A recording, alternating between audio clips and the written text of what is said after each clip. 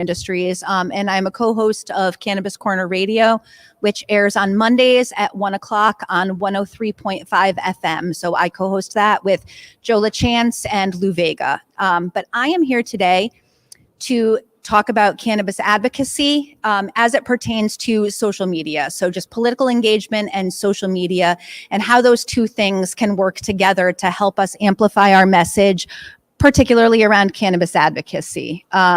So a lot of people talk about cannabis advocacy, and it means different things to different people, right? So you'll have some folks that are talking about just legalization and getting it decriminalized and legalized in their state. Now, we know in Connecticut, we have both medical and adult use. So we have gotten that legalization piece, but it's not perfect. And so there's still advocacy around that. There are also folks that primarily focus on just social justice, and that is getting folks out of prison that are in prison for a plant that is now legalized in half of the states, or expungement efforts, folks that maybe have prior criminal records from cannabis and they're trying to get it off their record. There are people that advocate for medical, just the medical program, and they want to talk about patients in the medical program. There are advocates that talk about harm reduction, and that will be utilizing cannabis in replacement of their opioid addiction and opioid use.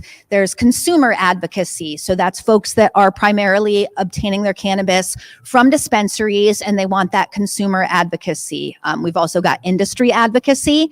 So those will be people that are in the business and they are advocating for things like maybe the SAFE Act, and they want banking and tax ramifications to benefit their businesses. And then there are people that are going to be advocating for more research and education, whether that's at a federal level or a local level. And the reason I'm starting the presentation talking about that is I know a lot of people, and I've had it myself, you're not a real advocate because they don't advocate for the same things that you advocate for. Now, I don't agree with every topic that someone advocates for, but that doesn't mean you're not a cannabis advocate, right? And I will say, I think the top ones are legalization and social justice, right? We cannot have an industry where people are making money where other folks are still sitting in prison. Like, full stop for me. So I think that's one that they're all interchangeable, and that is absolutely imperative to focus on. And then, kind of pick your favorite, for lack of a better word, because breaking down that stigma and advocating for the things you deem to be important are really valuable. And so, the whole point of this presentation is kind of the morphing of cannabis advocacy, political engagement, and how to use social media to those ends, right? So much like with advocacy, when you say political engagement, there's a huge spectrum there, right? So at the very base of it, it's voting for people that have your interests at heart. And when we're talking about cannabis, right, like back to that advocacy, who are the people, your elected legislators, the person running for governor, the person even at your local level who's running for common council or planning and zoning? Do they believe the things that you believe as it pertains to cannabis and cannabis legalization and decriminalization efforts? And even at a local level, right? Those local people that are on your common council or your planning and zoning committee, not all of them, but a lot of them have aspirations to go further. They want to be a state representative. They want to be a state senator. So keeping an eye on the up and comers, because that person could be your next state representative anywhere from 3 months to 3 years from now, right? So it's really important to focus at all levels. And I think a lot of people will really focus on just the state level when we're talking about Connecticut cannabis, or the federal level. So we're looking at Dick Blumenthal or Chris Murphy, but looking much lower than that on the political totem pole is really important. So voting, joining organizations. So for cannabis, you can join NORML. You could join the Connecticut Cannabis Small Business Alliance. There's the Connecticut Hemp Industry Association. From a political aspect, depending upon which party you're associated with, you could join the Republican Town Committee or the Democratic Town Committee of your city or municipality. In full disclosure, I'm a member of the City of Middletown Democratic Town Committee, and I think that's given me a ton of opportunities, not only networking with our legislators, but just learning about the minutia of the political process. I considered myself a really involved person, and I really didn't have a full understanding about how the delegate process worked, or what really went into campaigning and their political fundraising, and who they're getting their money from and how they're getting their money. So getting involved in those local organizations will really give you a great insight into how this whole process works. Campaigning for folks, right? Like I joke, I'm like, I hung their faces on doorknobs and I knocked on doors on behalf of these people. They do remember that. So when a bill comes up that's being reviewed in committee, I think, maybe a much easier time than my neighbor who has never interacted with these folks ever to get them on the phone, because I've worked with them. It's been me and 12 other people eating munchkins and handing out signs, right? So if you're affiliated with one party or the other, whichever one it is, consider campaigning for the folks that are running at all levels. Again, whether it's just your common council or whether it's someone that's running for governor, because you'll meet all of the folks that are involved in the legislative process by doing that. Petitioning and protesting, that is like the heart of grassroots activism, right? Like you protest to generate awareness about a topic. You get petitions to get folks signatures on those petitions so that you then have a document to present to your legislators to say 50, 300, 3,000 people signed this petition. We have a protest, whether it's 2 people standing in front of the Capitol or 200, that show of force is really valuable. And it, again, generates awareness for people driving by, for people at work that day. So that's one method of political engagement. Mobilizing others is another one, and things just like this, right? Talk about it, explain it. Volunteer your time to help at voter registration rallies. I did that once, and it was such a valuable experience for me because it never occurred to me that there would be folks my age that didn't know how to vote for various reasons. They had never done it. They had never registered. It felt very complex to them. And I'm standing there with a QR code like, nah, just scan this. We can do it on your phone. So just mobilizing others to understand what they can do with the power of their voice is really, really important. And obviously running for office yourself.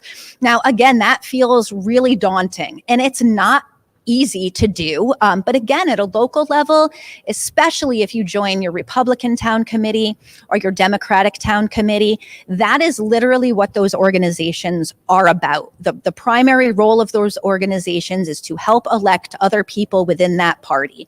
And so you have a slew of volunteers behind you, anywhere from 30 to 75, that will help campaign on your behalf, that will help fundraise on your behalf. You will have, folks that are the mayor or your state senator, that are going to help you through that campaigning process. So like in the city of Middletown, the lieutenant governor lives in my town. So Susan Beisowitz is someone I can get her ear very easily. And that's tremendously helpful when things like cannabis legislation come up, because I can be like, hey, Susan, and it's not like reaching out to a complete stranger. We've worked together and done things.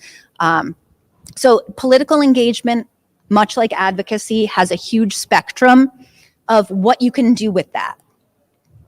And I'm kind of just going into the nuances of this, because every time I go online, right, we're going to segue into social media in a minute, but I do spend a fair amount of time online, and whether it's comments or direct messages or someone just talking about you, you'll get a lot of people that say you're not doing it right because you're not doing it their way. And I don't believe there is a wrong way to advocacy or activism unless you're pursuing an end goal that's going to be detrimental to other humans. Just because I may not agree with you, I still appreciate that you're out there doing the things, you're doing the work, you're using your voice, you're putting yourself out there in a way that's absolutely going to receive some negative feedback, right? Like, anytime someone has a video that goes viral, I ask them. The overwhelming majority of the comments are not favorable, So it's like this dopamine hit of activism and getting the word out there, but a lot of the commentary is very negative. So again, like, what is your type of activism? Right? Do you want to be a community organizer? So do you want to be the person out there rallying the troops and getting folks to come out to do the protests or show up to the Capitol? You could also be someone that's a policy or legal advocate. Maybe you don't like doing protests, right? Like for me, I feel a little bit uncomfortable sometimes in that area. And so I don't tend to go to a lot of them. It in no way means I don't appreciate the efforts being made and I'm not sitting at home like, yes, but that's not something I feel comfortable with. I'm more comfortable with like the policy and the legal side of it. So that's emailing, emailing my legislators, maybe written testimony, maybe a Zoom testimony. So those are the things that I feel more comfortable with. And they're just as impactful in a different way. You could also be a public educator. So that would be someone that does seminars, classes, speaking sessions, maybe sharing educational content on their social media platforms, just helping folks on any topic ranging from the social justice side with expungement, or it could be someone that's talking about medicinal use and healing from trauma. It could be someone that's focusing on the benefits of CBD and minor cannabinoids, right? So all of these folks are using their areas of expertise to be a public educator. And same thing, medical professionals, right? We don't have a lot of doctors or nurses that feel tremendously comfortable talking about cannabis. Do you want to be that person? And the final one, which I found kind of amusing, but I really wanted to put it in there, is you've got your celebrity influencer advocate, right? And they are the ones that tend to get dragged the most, I think. But I am a firm believer in representation matters. And it was such a bizarre thing, but I posted a story on Instagram and it was a celebrity brand. And I was just resharing it because I happened to like this person back when I was younger. And I had someone reach out to me and say that the reason they started using cannabis for their multiple sclerosis is because this celebrity started sharing that they had been using it for their disease, and it was someone they recognized and they felt comfortable using that. So as much as we like to mock the celebrity or the influencer representation, that really is resonating with a different demographic. It may not resonate with us, but it's resonating with a lot of other people, which is why it's valuable. So I always say representation matters. If you don't feel like representation matters, you're probably just well represented. So that influencer piece, depending upon how they're using it, I think that can be very valuable. So the main point of this was using these political and social justice initiatives and cannabis advocacy, utilizing social media, right? Like most of us have a social media platform. And we probably all use it differently. Some of us are posting pictures of our dogs. Some of us are posting pictures of our kids. Some of us are screaming into the abyss on Twitter. Everyone's got a different method for their madness, and businesses even more so. But I think something that a lot of folks don't recognize is how different each of these platforms are, and that you cannot take the same message and throw it on all of them and expect the same result. So Instagram is highly visual. You see a lot of curated feeds, very, well-lit pictures, a perfectly curated reel. Instagram is very visual. Facebook is more about connecting with friends, family, coworkers, and you're going to have more groups or pages of interest. Those groups and pages of interest are really instrumental in pushing your messaging around cannabis advocacy. Twitter is entirely different. It's really fast-paced and real time. So it's more like as news updates are happening, you're kind of commenting on those, or as an event is happening, you're commenting on that. That is also where you're going to attract the most journalists and politicians, in my experience. They are on Twitter. They are doing the same thing because they want to seem like they're real time and fast paced. And so anytime I've been reached out to by a journalist or a politician, it was because they found me on Twitter. So that's a great way to spread your message to the folks that we're trying to reach. LinkedIn is another really great one. And that is bizarre to me because I came from the insurance world. All right. So in the insurance world, we're posting like, yay, car insurance rates went down 10%, and it's all the same 5 coworkers putting the same thing. But in the cannabis community, I've noticed it's a lot of great information, first of all, and you're going to connect with people all across the country. So you're going to have to filter through like the talking heads who get up on their soapbox and they think they're so smart. But you're going to find a lot of people that are actually really well educated and knowledgeable and well connected. And these are also going to be people that are typically in the industry with you. So it's really great for connections and networking and finding other advocates like yourself in other states so that you can learn from it, right? Like Connecticut legalized for adult use just a couple of years ago. States like Massachusetts, Michigan, Colorado, California, those advocates are a wealth of knowledge and they see what's coming to our state well before we do, in my experience.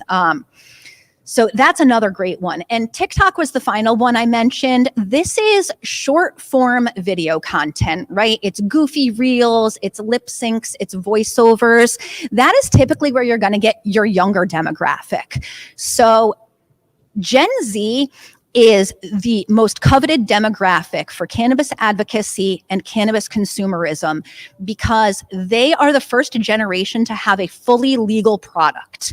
So whether that's good, bad, or indifferent, they are the first like young generation that we can really capture on social media and educate them about this plant without the reefer madness, without the like, you know, the overly corporate education that's provided to them, and really give them a robust kind of educational, and I might add, a way that they're absorbing information, which is 7 to 15 minute clips, or I'm sorry, 7 to 15 second clips, right? They have very short attention spans. My daughter's 20. So if you can come up with a way to put like really, you know, a goofy little voiceover for 7 seconds and then a caption about cannabis education, it just gets people thinking. And I did put on the slide some of the demographics, but you'll also see based on different platforms, there's an age demographic difference, right? So you're not going to go to Twitter and expect to find your grandmother there. She's probably not on Twitter. She's on Facebook. And same thing with like my daughter's age. She's 20. She reluctantly has a Facebook page. That is not where my daughter's generation is getting their information from. It's just not. So when you are trying to use social media for advocacy, be very cognizant of the demographic you're trying to reach, first of all, and how you're putting the content out. I can't put a TikTok video for 25-year-olds on LinkedIn and expect the same response. Absolutely not going to happen. But you can use the same message and just present it differently, which I think is a really important point. So, you know, key strategies are these. And it's pretty basic and simplistic, but sometimes I think we forget or overthink it. So one is just education and awareness.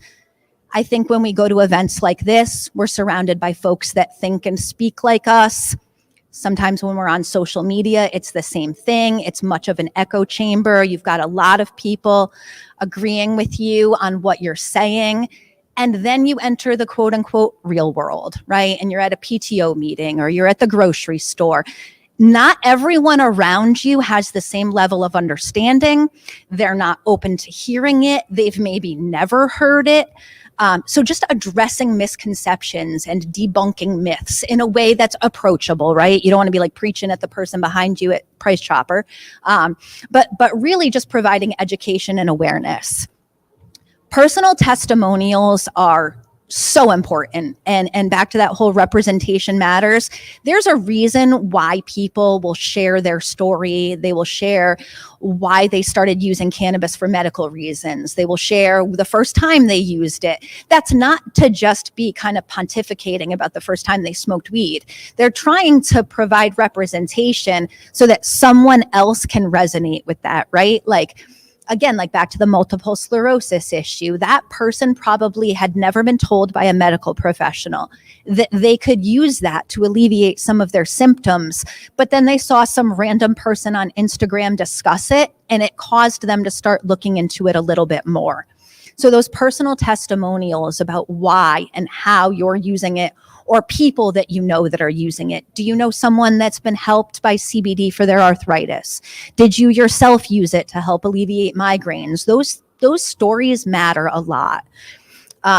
Grassroots mobilization. I mean, that's it right there, right? Like without social media, it was literally trying to just bump into people wherever you could and initiate them in, for lack of a better word. As a grassroots activist, you can use social media and harness the power of billions of people if you play it right. You can get into the living room or the telephone of someone that never would have met you otherwise. And it's kind of a running joke of mine. In fact, I see a few of you in here. I'm like, I never would have met y'all if I hadn't been on Instagram. You know what I mean? So I make most of my friends through social media, and then it just turns into real life. But you can use these platforms to mobilize people for petitions, campaigns, letter writing, in-person events where y'all are just, brainstorming and sharing your ideas and learning from each other. And kind of to that, the community building. It's the exact same thing. So whether it's in person or creating online communities for people to just feel like they can come together, whether it's sharing a meme, sharing a story, just like, hey, I'm lonely. Is anyone else around that smokes? I mean, those things are really, really valuable. And kind of off topic, we have a mental health crisis, and finding like-minded folks that are in your community that have similar interests is really, really valuable. More than just for advocacy, right? It's just that human connection that's really important. And that can be built through something as foolish as a Facebook group. You can start a Facebook group, invite people to it, and all of a sudden you've got a few hundred people that never would have met each other otherwise, and you see them planning little hiking dates or coffee meetups. And those things really do matter quite a bit. So I did touch on this a little bit, but just enhancing your activism footprint. I think the general default is that we become frustrated with our legislators, right? So we see one of them either pushing a bill that we don't agree with, or we just don't agree with anything that they're doing, and we're tagging them because we're angry. And I do it myself, I'm guilty of it, but I have found that there is probably a better way of getting their attention sometimes when get to know them, right? It's humanized. So you know them, they recognize you. If you bump into them at the grocery store, you know who these people are, or at least some of them. Follow them on social media, right? So they notice you because you're following them. You're engaging with their content. They post some innocuous thing about, anything. I built a snowman with my kids. Great, like that. They are checking these things, and they're going to start to see your name popping up more and more and more. Now's where you can start sharing the relevant information, right? Like, you've been friends, you've been engaging, it's been very fluffy. And now you can share with them, tag them in an article relevant to THC limits and CBD. Tag them in an article as it pertains to things like social justice reform and expungement. Send a DM with an article attached to it. A lot of them have social media managers, so it may not be your actual representative reading that DM or that article, but I assure you it's being passed along to them. And you were a friendly voice, right? You weren't like the troll that was always yelling at them. So they're going to be more receptive to opening that and looking at it, which is the whole point we're trying to get at, right? Like, we're advocating for something because we want more awareness around it, but we also want policy reform. And we want the people that we elected to listen to us and do something with this information. So when you're using social media for this, I think all of us will be familiar with the fact that cannabis, weed, pot, marijuana, all of those words, terms, and pictures get us, shadow banned, our accounts shut down, no one's seeing it. So platform restrictions are a huge problem. So despite its potential in reaching all of these people, you're going to have a lot of challenges around censorship because of what we're talking about. And so I would urge you, if you're really bored and you want to look through the whole thing on terms of service under these platforms, but just a quick one, Twitter and LinkedIn are going to let you use the word cannabis, right? You don't have to feel uncomfortable doing that.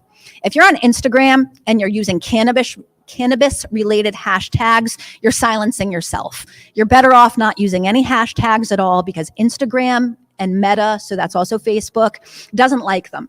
And it's going to silence your account a little more. Like when I even post a Forbes news article, I'll blur out any words that relate to cannabis. And in my caption, I will misspell it on purpose. So when I spell out cannabis, I'll use an asterisk instead of an A. For the time being, that's tricking the algorithm, and I haven't been shadow banned. But you have to be very, very careful about using these words because it's not federally legal. It is deemed an illicit product, and so the platforms treat it as such. So you just have to be careful and creative around working around these things. But my biggest thing is, Facebook hashtags don't help you at all, and you don't get a tremendous amount of reach on there anyway. With Instagram, squash the hashtags and just try to get some really solid content with those really great visuals. It loves pictures and brightly lit video. LinkedIn and Twitter is almost a free-for-all for the time being. And there are other accounts like Discord and Reddit. Those are very cannabis friendly for the time being as well. But just being cognizant of those platform restrictions. And the other one being credibility, right? Like whether it's credibility to your audience, like I don't want my mom popping in and learning about cannabis and I'm just like talking off the hip and I have no idea. I'm never going to go online and start teaching someone how to grow their own. I have a dead cactus in the back of my car right now, but I will reshare other people's content. And the same thing with the legislators.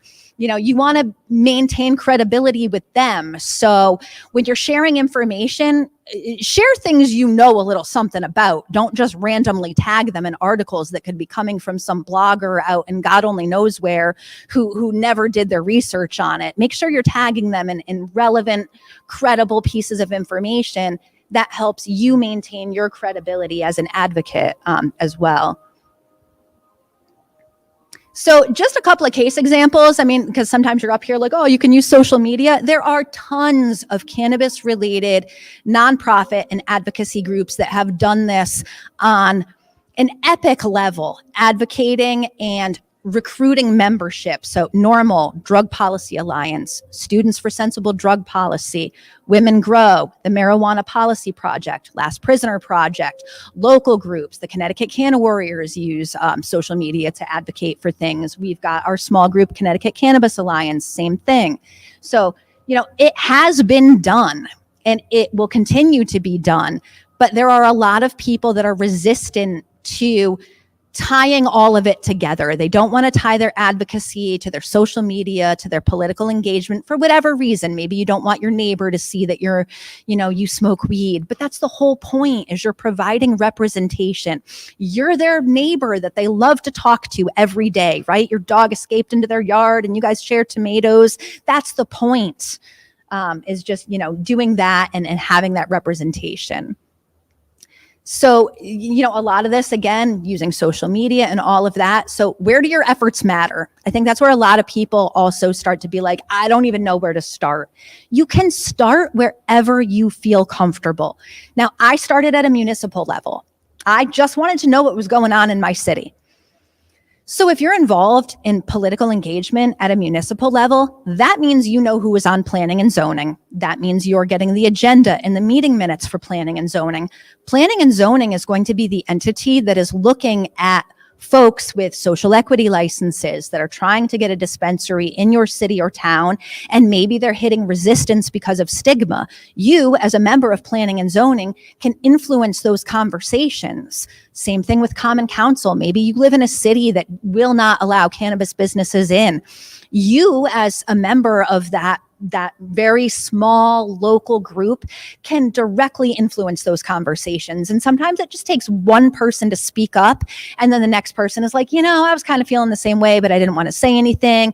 And then the third person, they didn't really have any feelings whatsoever, but now they're kind of swayed to your side because of points you've made. So it's really, really valuable. I think a lot of us focus at the state level because we want laws in Connecticut to change.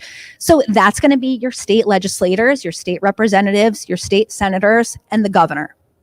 So kind of back to that municipal level, every person in here is going to have someone in their either, their town committee, whether it's Republican or Democratic, that's going to be a senator, a representative, or someone in the governor's office. So like for me, I've got State Senator Matt Lesser, And then the representatives are Brandon Chafee and Kai Belton. And like I mentioned before, the lieutenant governor, Susan Bisowitz. That's a decent chunk of our legislature that I see on the third Thursday of every month. So even if you're involved at a municipal level, you're still going to be interacting with the folks at the state level. It's almost like a 2-for-1 on that one.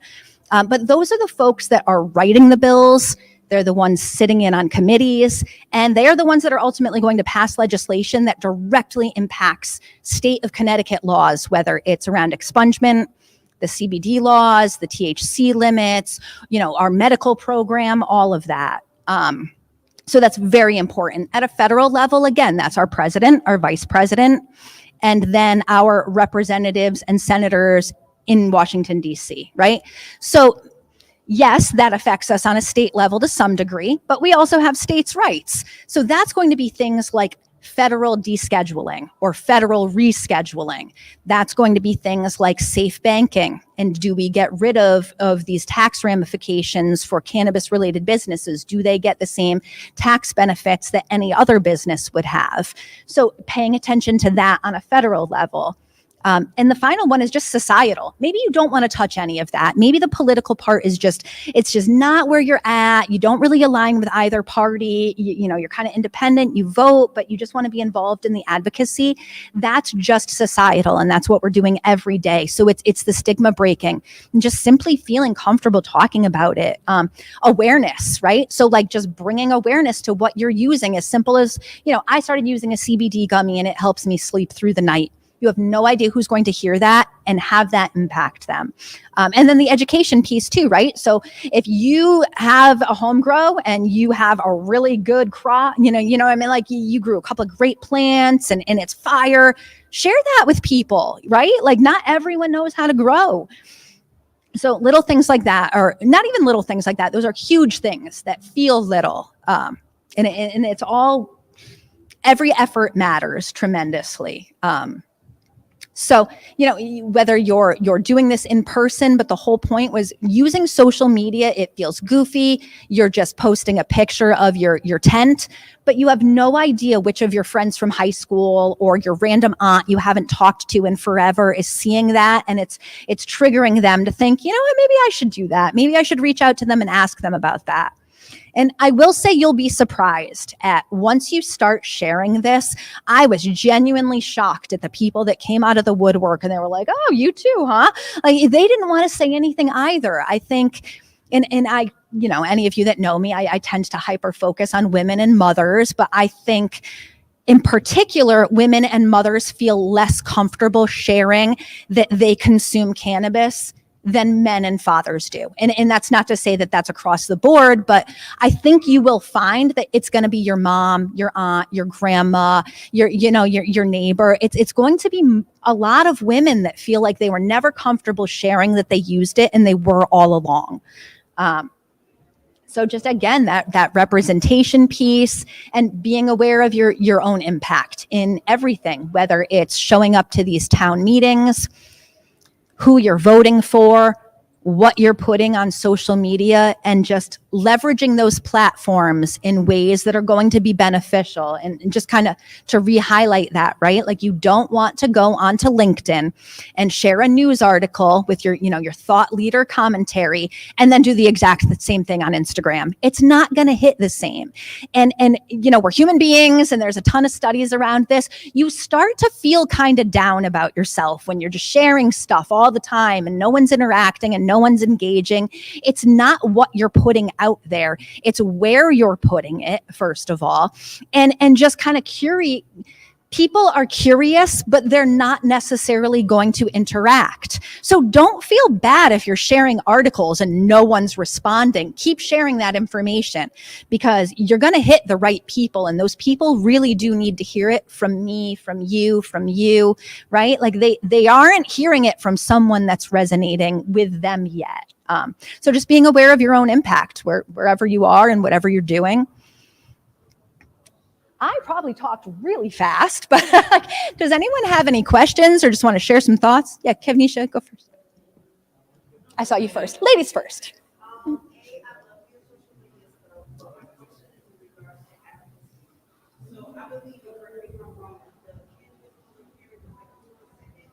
It was Thursday. So.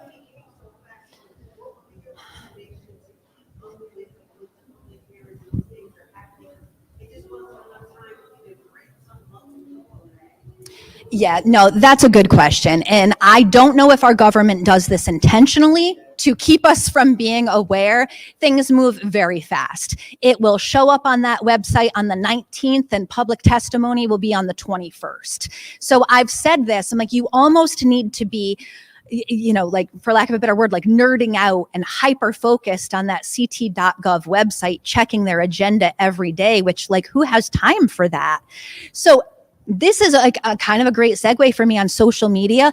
There are a handful of people that are really on top of doing that. So I will say the Connecticut Cannabis Small Business Alliance, we are trying to be very cognizant of what's coming up and putting those things up there. I also co-host Cannabis Corner Radio with Joe LaChance and Lou Vega.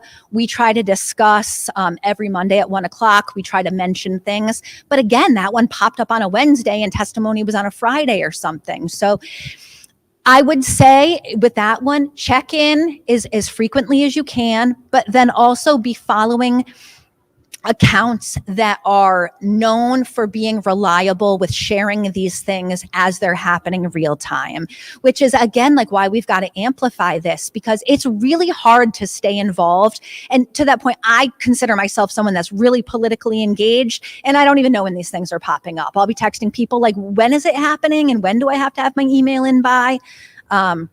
So you're right. And this is a short session this year, right? It's a little bit shorter than normal. So it goes, what was it? February like 7th or something to May. It's very, very short. It can't be anything that has a financial impact this year because it's considered an off year. So they will not adjust their budget for any new legislation.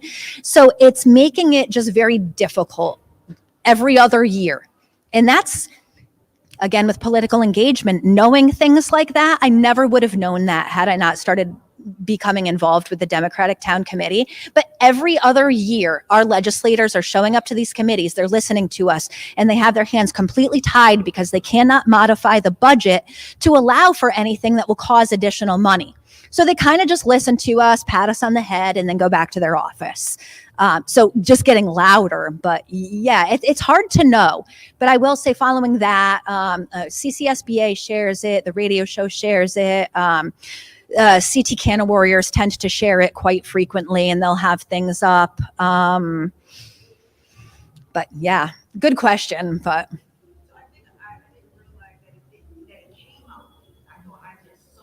nope, you got. We had, I don't know, maybe 4 days notice, it felt like. Yeah. Duncan. So, given your history experience in the industry, as well as a retail operator in the CBD space, how do you feel the Connecticut legislators are taking the situation seriously, especially, considering also the subject with the recent closing of the liquor store, and how it seems it's going to be a domino effect for a lot of us just in the CBD space if they don't listen to us. So I just kind of wanted to get your thoughts on that, because you've had your municipal level and engaging with the other legislators, as well, just alongside us, and have you emailing them and talking to them, and you see them in person. Yeah. What do you think we all collectively should do, at least those of us on the small business side, those of us that work in the other spaces of mental health? No, that was a good question. So to kind of recap a little bit, I previously owned a CBD health and wellness boutique, and I did close that at the end of January. For those of you that are unaware, in our last legislative session, the state of Connecticut redefined the definition of what high THC products are. And so while there is a federally regulated limit of 0.03% THC that is federally recognized, our national brands like Charlotte's Web use that ratio, the state of Connecticut went even stricter. And so folks can't even go online and order, nationally recognized products, let alone get things from in-state, and which was the main thing. So last year when this happened, I did reach out to the folks that I, have in my orbit. And I have to say, I was very disappointed to hear that they didn't understand what they were voting on. I was told that, they have a lot of bills thrown at them at the end of the session, and they just need to get through things, and they needed to sign off on the budget. And these bills are sometimes hundreds of pages, and they can't read through every single bill all of the time. Okay, understandable. But they're voting on things that directly impact people's lives. They vote on things that will ultimately close people's businesses and cause consumers and patients harm. So I have very mixed feelings on this. I'm still a believer in the political process, and I very much still believe that we are supposed to be working with the folks that we elected to represent us. It was also a crash course in they're not always listening to us, like at all. So, the folks I talked to and the folks that I have in Middletown, I will say I like them very much as people and as policymakers. It's just, you don't know what you don't know. And sometimes in the testimony, there will be 85 people speaking, and they're tired and they're hungry and they're not listening to everyone. That's not great. We were there too. We sat out there and we were number 79 to get up, and we prepared that testimony, and they're falling asleep and checking their phone because, their dog needs to be let out. It's a struggle. Which is kind of why I was saying before, get to know them, so that you're not just, hey, I was number 77 on Thursday. You can be like, hey, so-and-so, it's Kristen. Like, I wanted to talk to you about what was, so at least you are one voice in their ear. Because I will say, I believe that a lot of the decisions are made after hours in their office when they're having coffee or pizza or grabbing drinks or whatever. And it's, I'll just drop names, right? Maybe it's Matt Lesser. Maybe it's Christine Cohen. They're going to be like, hey, by the way, I have this constituent that was talking to me about cannabis, and they were saying, and now they're kind of regurgitating your words back to their colleagues. So this was like a little bit of a roundabout way. I think that the legislation that passed was terrible. They are going even further. So that's what Kevnisha was bringing up, is this past Thursday, the state of Connecticut is now going to further restrict the definition of THC, almost to the point where it is going to push out all of the local Connecticut hemp businesses. I mean, anyone hanging on at this point is hanging on by a thread. And it's a shame because, there were hundreds of hemp farmers in the state and many flourishing CBD and hemp local businesses. And now I can probably count on two hands how many are left. So we're saving an agricultural industry, or at least trying. We're trying to promote locally sourced products. Everyone, not everyone, but there are some folks that really enjoy going to their farmer's market and getting locally harvested produce and vegetables and knowing their farmer. We should be able to provide the same for CBD, and we cannot. The state of Connecticut has made it so that as a state, we cannot do that. And we're the only one in the nation. So we're setting a terrible precedent, I might add. And in a weird segue, but I spoke with someone from Florida who said Ron DeSantis is very interested in what Governor Lamont is doing with hemp and wants to use the same restrictions.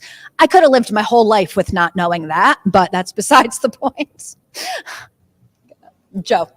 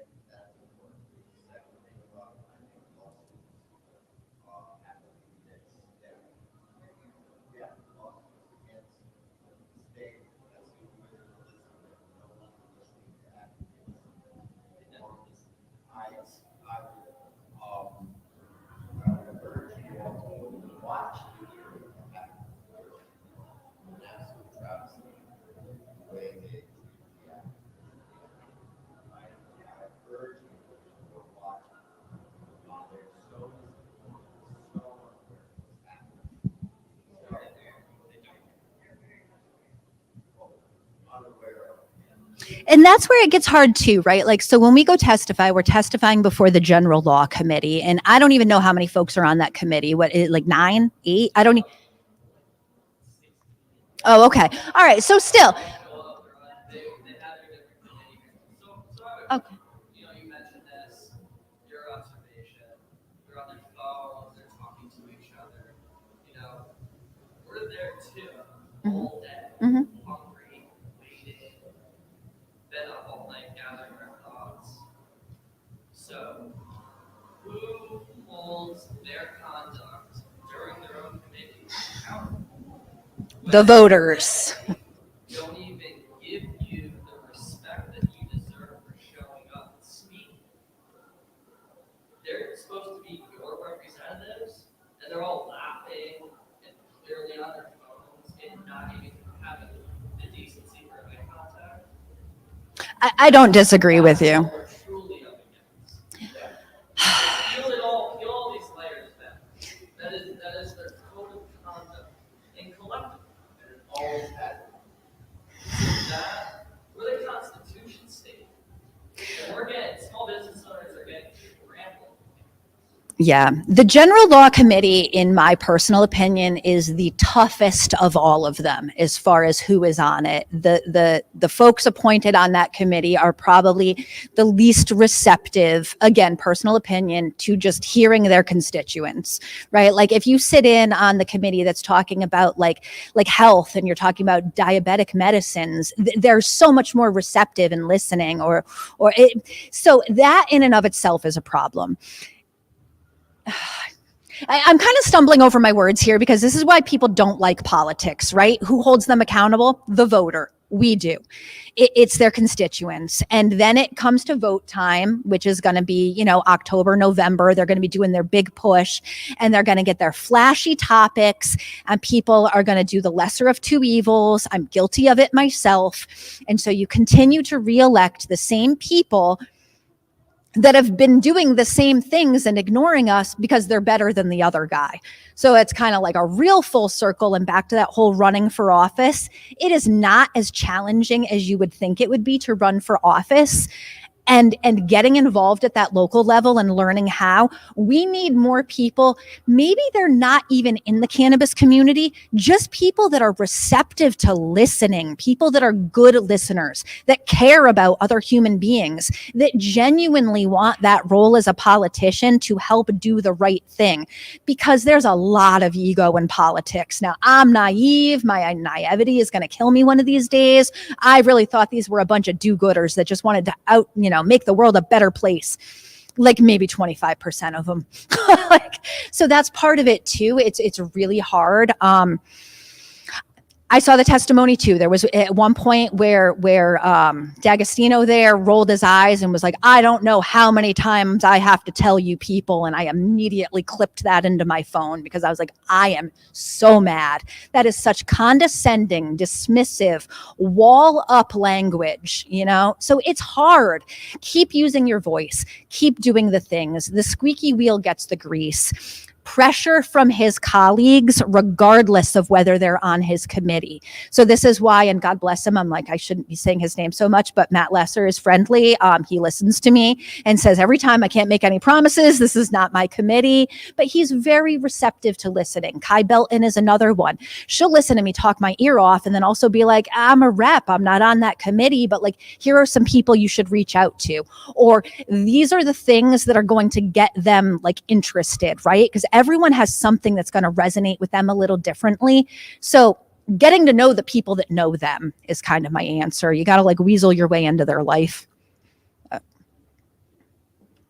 Yeah. This Wednesday night, part of the series that we're once a month, we are doing a education seminar with 5 panelists at the Dorkening Center on activism and ethics. So we have Duncan speaking on the host. We also have Rafael Rosario,